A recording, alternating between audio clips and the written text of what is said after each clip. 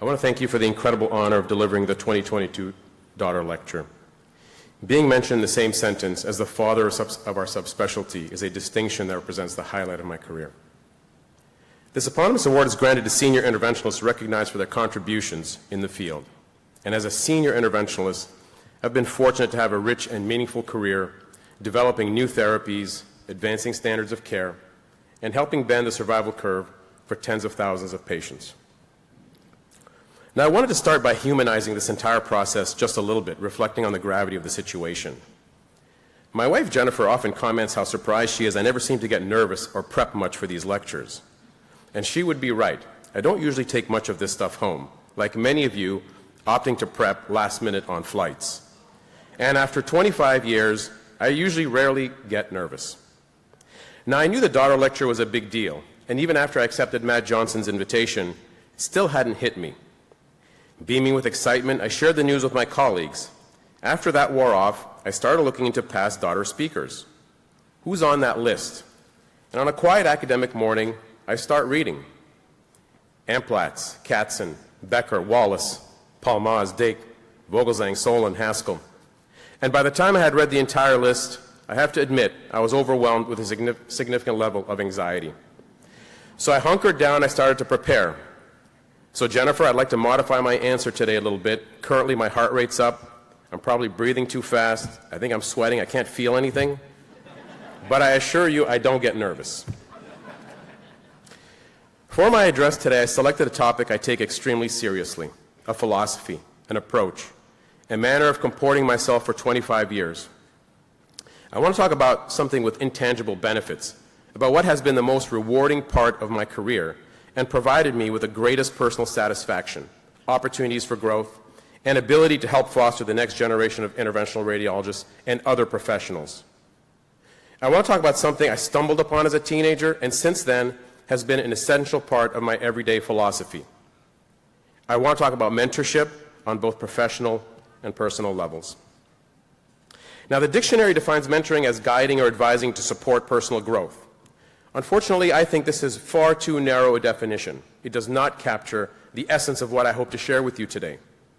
Mentoring for me, the focus of this lecture, and the lens through which I view this topic, I personally define as the long-term relationship between people on a joint quest to investigate, to inquire, to be intellectually curious, and to advance ideas and concepts, and to embrace lifelong learning. But integral to the relationship, in my mind, is that it is mostly about the mentee, not the mentor. In my opinion, the most successful mentors are those that embrace selflessness as the very essence of mentorship.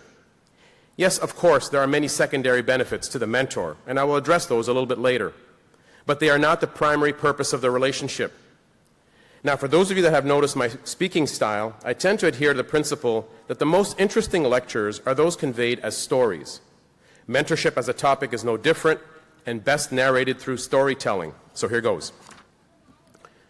My first experience with mentoring was at the age of 14, Quebec City, summer of 1982.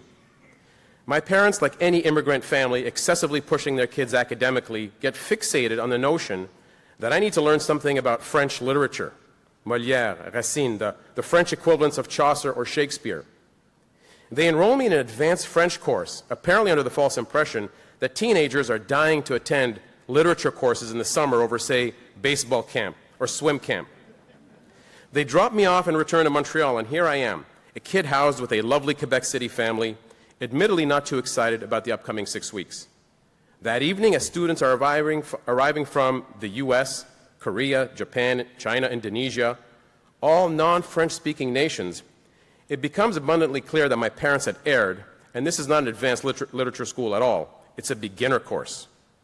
The school headmaster, with his translator having no-showed, starts to address the entire group, in French, ironically, with each sentence growing louder and louder, because we all know that if you just simply start screaming at everybody in French, they will directly understand what you are saying. Now, witnessing this disaster before my eyes from the front row, I start to translate to those around me. Surprised to see me bilingual, he invites me to address the entire auditorium and translate his words live. From that moment, and for the entire summer, the headmaster promotes me to assistant headmaster, with no pay, of course. For 6 weeks, I became a mentor to hundreds of international students, to people twice my age. The student became the teacher, we studied vocabulary, and within 4 to 6 weeks, I witnessed people learn basic French. It was an experience I still remember vividly as if it were yesterday. Now, of course, the accent still needed a lot of work for all of these students, but I learned something that summer, that I enjoyed teaching, I enjoyed mentoring, it appeared to come naturally to me, and I knew this would be in my future. This is how stories about mentorship begin. Mom, Dad, they are here in the front row. I'm sorry I never told you this, but that summer school you sent me to was the worst investment you ever made. And I learned nothing about French literature. In preparation for this lecture, I discovered there was an entire spectrum of types of mentorship. Now, one to be discouraged is the adversarial mentor. These exist, or the anti-mentor. And this is one where selfishness, not selflessness, prevails. Now, this may still yield results in the long term, but a pathologically dysfunctional relationship ensues. And one example comes to mind. DeBakey and Cooley are legendary surgeons. DeBakey was a cardiac surgeon credited for developing standards of care like CABG, endarterectomy, the artificial heart, LVADs, MASH units, and the list goes on. He founded the DeBakey Heart Institute. Denton Cooley was DeBakey's mentee, but they later had a falling out. He went by his own way and founded the Texas Heart Institute. By all accounts, he was an extremely skilled surgeon, able to perform bloodless cardiac surgery. Medicine's most infamous and longest-lived feud stemmed from Cooley's implanting the first artificial heart, illegally obtained from DeBakey's research lab. DeBakey labeled this as theft and morally reprehensible behavior. Cooley defended it as a desperate attempt at saving a life. While this relationship lasted 40 years, both lamented after reaching a rapprochement that animosity, competition, and ill will in an adversarial setting have no place in mentorship. Contrast that with another way of mentoring and collaborating. And what more relevant example than Daughter and Cook? Charles Daughter met Bill Cook in 1963 in Chicago. While Daughter had made his own prototypes, he needed Cook's business acumen to move things along. A great match from the start, they mentored each other. In Life magazine, Daughter was featured using devices Cook had made for him. A collaboration, a mentorship that forever changed medicine. Now, what about Stan Cope and Bill Cook? Now, I'd like to spend a little bit more time on Stan Cope because this one is personal for me. Stan was a pioneering figure in interventional radiology, as we all know, responsible for many devices we use today. The Cope mandrel, the Cope loop, needles, wires, fasteners. Dr. Cope was the winner of the 2004 FSIR Leaders in Innovation Award, a distinction I am humbled to share with him as the recipient 13 years later. I had the privilege of being Stan's mentee while training at Penn. This is me with Stan 25 years ago, and apparently 25 pounds ago. Originally from France, he and I would banter back and forth en français as I watched him perform amazing interventions. He taught me the lost art of bipedal lymphangiography, the cut down, imaging, patience, and temperament, as these procedures routinely lasted hours. I distinctly recall a moment at my first post-fellowship job at UW being requested to perform a thoracic duct embolization. After a good night's sleep, I started the cut down at 8 a.m. and completed the embolization at 10 p.m. 14 hours of work, a moment of pride for a young attending mentored by a legend. I recall that thoracic surgeon asking me the next morning with a very perplexed look, "How did you avoid bowel and other critical structures with your needle?" Remembering I had asked Stan Cope the very same question a year earlier, I replied with the same smirk my mentor had proffered me, very carefully. The surgeon seemed satisfied and went on his way, thrilled with the clinical outcome. The most endearing Stan Cope story I can share is circa 1999. Sitting in my apartment in Madison, the phone rings. "Riad, it's Stan." Stan who?" "Stan Cope." "Oh, yes, Dr. Cope, sir. How can I help you, sir?" He says, "I'm biking from Minneapolis to Chicago through Madison. Joe Roberts and I are done with this ride. We're here, we're cold, we're hungry. Can we get some food and stay at your place?" "Okay." And from there, I chauffeured Joe Roberts, big, strong, burly guy, in the front seat of my Jeep Wrangler, and Stan Cope. Stan friggin' Cope. I don't know, can I say that in a Daughter lecture? I don't know. In the non-existent back seat of my Jeep, on our way to get some dinner. I will never forget that night spent with Joe and Stan, listening to their stories. Now, I've always known that the responsibilities assumed in a mentor-mentee relationship are broad in scope and wide in reach. But I learned that day that it may at times include food and shelter. This Stan Cope story is illustrative of how these moments of interaction represent the ingredients of mentorship that can exert a lifetime of influence on you. And that unique expertise with thoracic duct embolization permitted me to help many patients over the last couple of decades. And that experience led to my very first publication. Being a co-author with Stan Cope, imagine what that type of mentorship does to a young interventionalist. Stan taught me to be slow, deliberate, and methodical with new ideas and concepts. These can take time to conceive and even more time to execute on. Over my career, I have taken that advice to heart. Let's look at another example of positive bidirectional mentoring and collaboration. Now, my wife loves Warren Buffett and Charlie Munger. As many of you know, they run a very successful holding company, Berkshire Hathaway.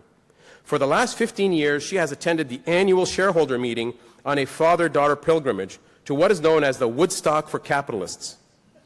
Buffett and Munger, together and during a mentoring relationship lasting over 40 years, built Berkshire Hathaway into the 8th largest public company in the world. They got along so well, their partnership was set from the very first meeting. And Buffett learned a lot from Munger. One important lesson he learned relates to company acquisition. He said, "Don't buy good companies with bad managers. You'll need to replace them. Buy good companies with good managers and let them soar. And now you are freed up to pursue the next great acquisition." And if you follow Berkshire Hathaway, that's exactly what they do. But Buffett's first mentor was Ben Graham, the father of value investing. And as his mentor, he clearly shaped his career and investment philosophy. Buffett describes in his own words 3 main lessons he learned from Ben Graham, and I quote, "Do something foolish." And by that he was not referencing a negative act, but one that has more to do with humility and a willingness to forgo self-importance. 2, do something creative. And by that he meant push the boundaries of the normal and think outside the box. Creativity is a muscle that should be used every day. And 3, do something generous. Buffett says of his mentor Graham, this is where he succeeded beyond all others. Generosity of time, generosity of ideas. Now think about how Graham's pearls of wisdom are relevant to us. Humility, creativity, innovation, generosity. Now I'd like to go back in time and share with you my very first experience as a mentee, inspired by someone that started my path towards mentorship. Dave Davis was my radiology chair in the 90s. He had interviewed me for residency and apparently took a liking after I had the courage, or foolishness, to interview in not a blue suit, not a black suit, an olive green suit. Apparently, I thought that was impactful. After a successful first year, I made arguably one of the most outrageous requests a radiology resident could make. Feeling the need to maximize my time during residency, I walked into his office after building enough courage in June of my first year and asked if I could go on a 4-month elective with Don Resnick to learn MSK radiology, a well-known program weakness for us. Then upon my return, complete a 1-year IR mini fellowship as an R2, and as an R3-4, be granted every Monday off from residency to complete a full-time MBA. Oof. He looked at me in disbelief and told me to, and I quote, "Get the hell out of my office." With the door almost shut, he yells, "I'll get back to you." Sure enough, a week later, he stops me in the hallway and says, "Hey, Canadian, that crazy proposal of yours is approved. Good luck to you." Now, I tell you this mentorship story because I will never forget the personal time he subsequently spent with me, supporting me, reassuring me as I navigated arguably the 3 most difficult years of my academic life. While the decision he made was not popular internally, he trusted me, he believed in me, and from then on, an incredible lifelong mentoring relationship was born. I did go on to pass my boards and simultaneously complete my finance MBA as an R3, R4. Dave Davis died in 2016 of Parkinson's. He meant a lot to me, my first real mentor. I think of him often and hope he would be proud. God bless his soul. Now, what was it about Dave Davis that made him a great mentor? 3 things. First, his ability to listen to what I had to say, to really listen. Even when I couldn't verbalize my challenges given relative immaturity at the time, he understood what I was trying to relay. Second, was his ability not to impose explicit guidance on me, but to help me perfect my thinking skills, yielding a solution that worked for me. A true mentor's sine qua non is that they help solve to the solution that best fits the mentee. And third, he let me take risks. Encouraging risk-taking within reason in an intellectually curious way is an essential component of mentorship and is the pathway to making a significant impact. Let's keep talking about types of mentorship that we can all relate to. Mentorship can be inspirational. Think about someone you admire, someone you barely know, someone you've never met and are unlikely to ever meet. And you have now found inspirational mentorship. For me, on the more traditional side, I'm inspired by my grandfather. He passed away when I was 5 years old, so I only have a few fond memories of him. But here's one of them. He loved to wake me in the middle of the night to indulge in some watermelon. That was his thing. Stuffing our faces with watermelon at midnight, 1 o'clock, 2 a.m. Complete, of course, with the inevitable nocturnal mishaps such water consumption has on a 4-year-old. He was Chief Justice of the Syrian Supreme Court, and by all accounts, a man of supreme intellect, patience, fairness, and compassion. That picture is incredible. On the more eclectic side, I've been inspired by Tim Russert since my 20s. I never knew or met Mr. Russert. Tim was host of Meet the Press. I recall every Sunday morning anxiously awaiting that addictive Meet the Press theme song titled Pulse of Events. I'm sure you guys know it. Tim Russert exuded professionalism and objectivity. I loved the way he comported himself and his ability to be neutral. He set a new standard in relationship talking with civility, the first to do so since Murrow or Cronkite. He also sparked my interest in politics. Mr. Russert suddenly died in 2008 and is missed every day. Now, mentorship can also be passive, observing and learning as someone executes their craft and applying those lessons yourself. Personally, I've been passively mentored by a hepatologist I hold in the utmost regard. He's a legend, unaware of the status he holds with me. And while he considers me a colleague, he's really a mentor. You watch someone like that, how they think, how they process information. Inevitably, you develop a more advanced critical thinking process and become a better scientist, a better investigator, a better clinician.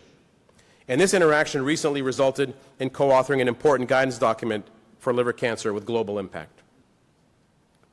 Mentorship can be serendipitous and can influence you for decades. I think many of you might relate to this one. In 1997, as a Penn Fellow, I somehow end up at Joe Stonecrab's at the ISET faculty dinner with the who's who of IR.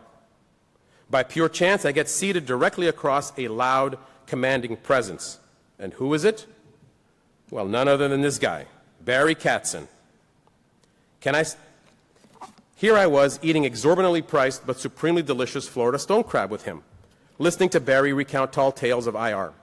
He interacted with me quite a bit, and that impression he made affected me for years. Unintentionally, Barry has been a mentor for decades. I've watched and learned from his approach to IR, his focus on program and practice development, and now, 25 years later, he even refers patients to me. Interacting with legends affects you lifelong. I was a no one. He was welcoming. He was kind. He made me feel like I belonged. Barry, if you are here, I thank you. And finally, and maybe most importantly, mentorship can and should be reciprocal. Every day, I am surrounded by world-class physicians that mentor me. For IO stuff, who else other than Bobby? For complex portal hypertension, hepatobiliary, Bart and Asen. For impossible venous work, I'll ask Kush. For crazy arterial cases, Rez is my guy.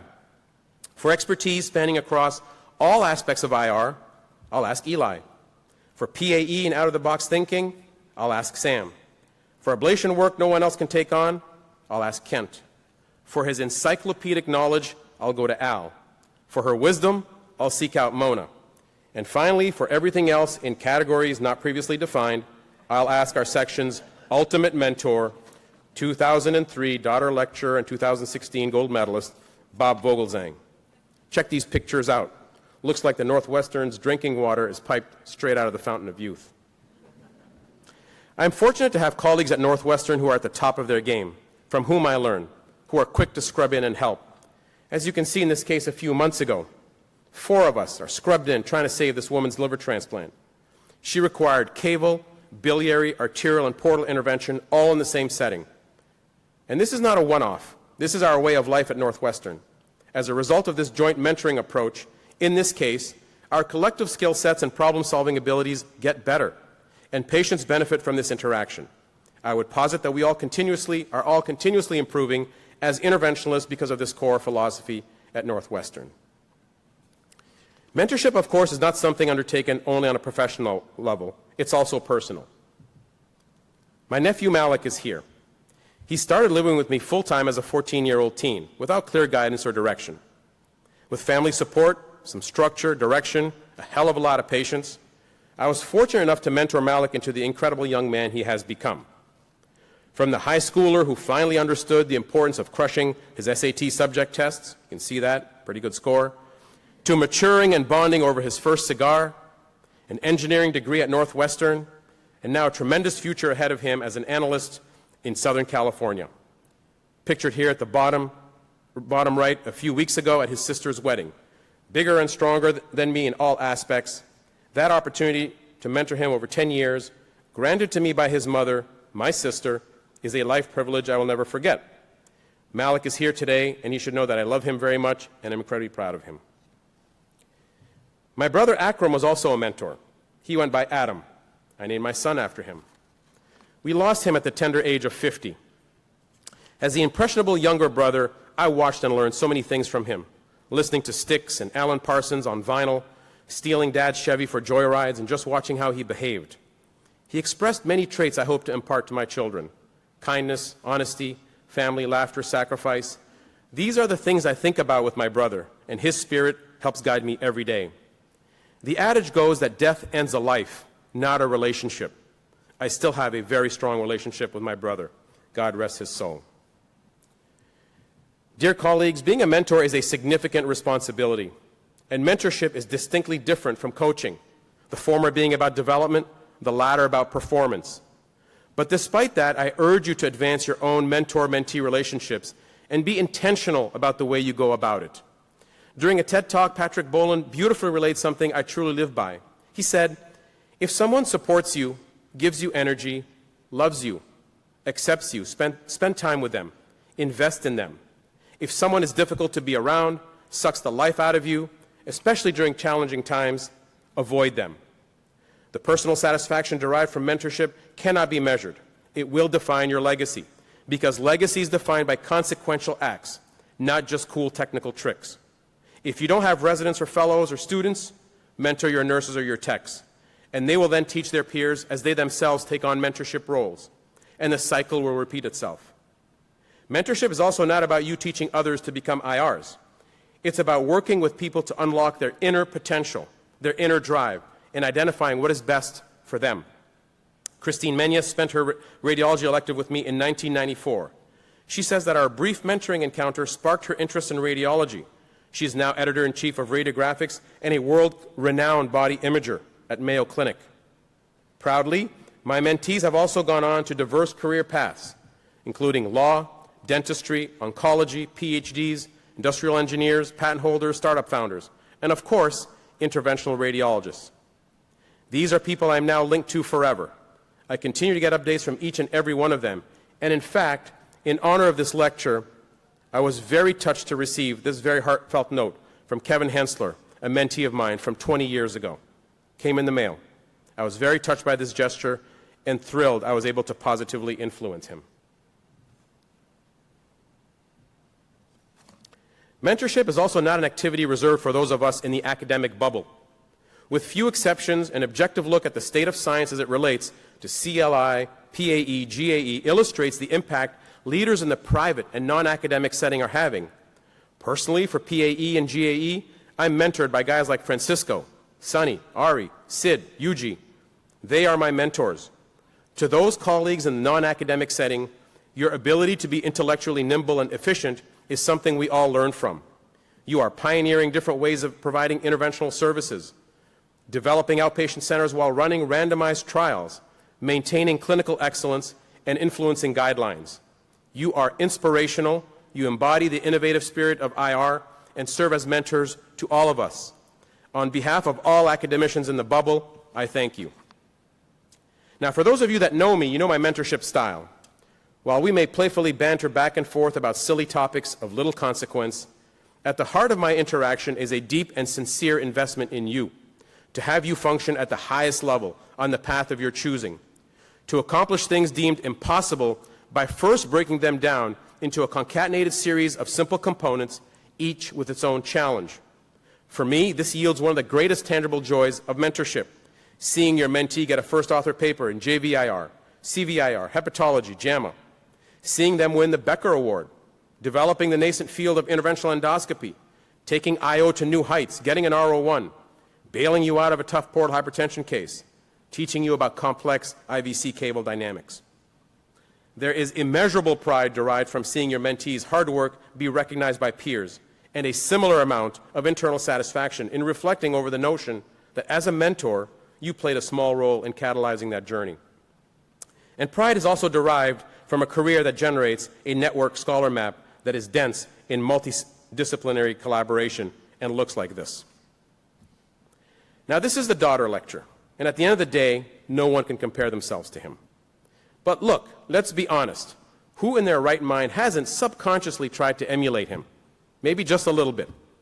I am no different, but my approach to emulating daughter proudly is quite subtle. And you would need a very keen sense of observation to notice my very elusive attempts at imitating daughter. From these 3 totally random and spontaneously obtained photos, see if you can spot them. My recent faculty photo. I don't know, subtle. Here I was last week waiting in between cases. That's just what I do. And here I am doing a Y90 case. It's just how we do things at Northwestern. Pretty subtle. I want to start closing by referencing Daughter again and highlight the spirit of mentorship and collaboration he embodied. I hope he's beaming with pride as he sees the specialty born from his hands, focused on mentorship, camaraderie, and a collaborative approach to problem solving, now innately part of its DNA. The stories I've shared with you underscore the important role mentors have played over several decades that allowed interventional radiology to contemporarily emerge as one of the most innovative and critically important in all of medicine. And I hope you will agree with me that our continued focus on generational mentorship is essential for us to retain our status as the Swiss Army knife of medical specialties, versatile, high quality, advancing therapies at a pace that eclipses other specialties. Now, IR therapies are not the panacea, but they are omni-relevant to a wide-ranging scope of medical afflictions. You cannot run a hospital or provide modern-day healthcare services without interventional radiology. I've been fortunate to have enjoyed a career rich in human interaction, exploring intellectual curiosity, the development of new global standards of care. But I have to say that one-on-one interactions with mentees and mentors have by far been the most meaningful. Yes, performing technically outstanding procedures only interventionalists can do can only be described as remarkable in conception and almost implausible in execution. It highlights the immediacy impact of what we do. But mentorship is a higher order of service with a much more profound interaction, resulting in meaningful scientific advances. I ask leaders like all of you to adopt mentorship as a key tenet of your daily mission. I want to thank my parents. My dad's 92, my mom's 79, here in the front row, whose love and devotion permitted me to pursue all opportunities. They sacrificed everything for my success, and begrudgingly, I am still their mentee. My family, that's my wife Jennifer, whom I adore. We've been blessed with 2 amazing children, Aya, who loves Peppa Pig, and Adam, who loves superheroes, and most proudly has agreed to become my newest mentee. To the rest of my family, my nieces, nephews who flew to Boston to share this moment, I thank you for your presence. It means everything to me. I hope to have inspired you today. I am the product of mentorship that has become a way of life. And my story is only but one example that highlights its importance, the impact it can have on you as a mentee, even if brief and ephemeral. Sic parvis magna, great things come from small beginnings. I urge you to find your Dave Davises and Stan Copes. Seek out opportunities for mentorship, and to an equal degree, let yourself be mentored, just as I have at Northwestern. It will positively affect your life in ways that are unimaginable. It would help our specialty continue to flourish in ways that are immeasurable. and maintain its most innovative and paradigm-altering status. I hope in years to come you will message me, having heeded my advice, to share your story of successful mentor-mentee relationship. For those of you I have worked with, if I was ever fortunate to be your mentor but failed, please reach out to me and let me learn from my mistakes. If I was an active mentor to you, even for a brief period of time, and many of you are in the audience, please know it was the honor of my life, and that I appreciate your willingness to tolerate me endlessly repeating my favorite grammatically incorrect one-liner, "See how easy IR is." And if I have ever been an unintentional or passive mentor to you, when you are ready, look me up. I'd be glad to reclassify our relationship to active anytime. Just let me know, and let's get to work. I want to leave you with one final thought, paraphrasing what I heard Conan O'Brien say that is brilliant in its simplicity. Conan O'Brien said, "Work hard, be kind and generous, and amazing things will happen." And when it comes to mentorship, I could not agree with him more. Thank you for your attention, and thank you for the incredible honor of delivering the 2022 Daughter Lecture.